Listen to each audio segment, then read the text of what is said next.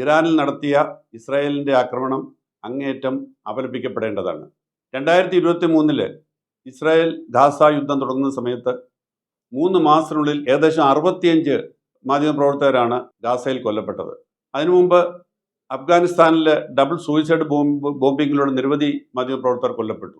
അപ്പോൾ പ്രവൃത്തിയെടുക്കുന്നതിനിടയിൽ, അത് യുദ്ധഭൂമിയിലായിക്കോട്ടെ മറ്റെവിടെയെങ്കിലും ആയിക്കോട്ടെ, പ്രവൃത്തിയെടുക്കുന്നതിനിടയിൽ മാധ്യമപ്രവർത്തകർക്ക് സുരക്ഷിതത്വമില്ല എന്നുള്ളത് മാധ്യമ സ്വാതന്ത്ര്യം നേരിടുന്ന ഏറ്റവും വലിയ വെല്ലുവിളിയാണ്.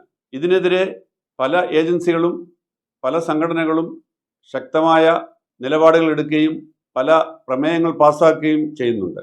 മാധ്യമ സ്വാതന്ത്ര്യത്തിനു വേണ്ടി മാധ്യമപ്രവർത്തകർക്ക് യുദ്ധഭൂമിയിലും മറ്റും സംരക്ഷണം നൽകുന്നതിന് വേണ്ടി ജനീവ ഉച്ചകോടിയിൽ വ്യക്തമായ ചില നിർദ്ദേശങ്ങൾ ഉന്നയിച്ചിട്ടുണ്ട്.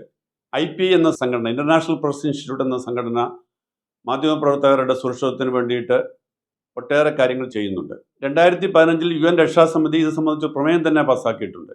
അപ്പോൾ എവിടെയാണെങ്കിലും മാധ്യമപ്രവർത്തകരെ അവരുടെ ജോലി ചെയ്യുന്ന സമയത്ത്, അത് സ്റ്റുഡിയോ ആയിക്കോട്ടെ, ലൈവ് ടെലികാസ്റ്റ് നടക്കുന്ന ഈ കാലത്ത് ഇസ്രായേൽ തന്നെ ഒരേ സമയം ഗാസയിലും ഇറാനിലും യുദ്ധം അഴിച്ചുവിട്ടിരിക്കുന്ന ഈ സമയത്ത് കൂടുതൽ മാധ്യമപ്രവർത്തകർ യുദ്ധം റിപ്പോർട്ട് ചെയ്യാൻ പോകുന്ന സാഹചര്യത്തിൽ മാധ്യമപ്രവർത്തകരുടെ സുരക്ഷിതത്വത്തിനും സംരക്ഷണത്തിനും വേണ്ടിയിട്ട് രാജ്യാന്തര തലത്തിൽ തന്നെ ഇടപെടൽ ഉണ്ടാവണം എന്നാണ് കഴിഞ്ഞ ദിവസത്തെ സംഭവം നമുക്ക് നൽകുന്ന മുന്നറിയിപ്പ്.